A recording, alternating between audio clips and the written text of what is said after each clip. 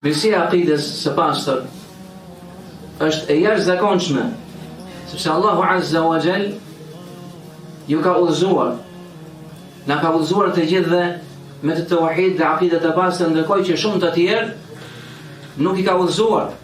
Ne nuk jemi njësues të Zotit për shkak se në vendat tona rrjedh një gjak i veçantë.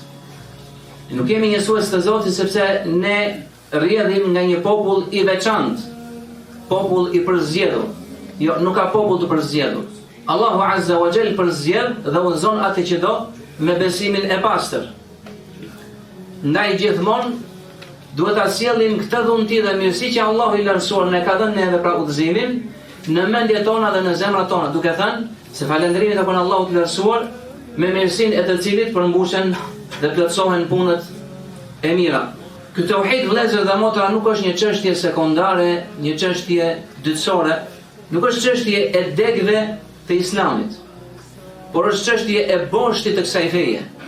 Pra mbi të ndërtohet feja, mbi të ngrihet ky Islam dhe ky besim madhështor.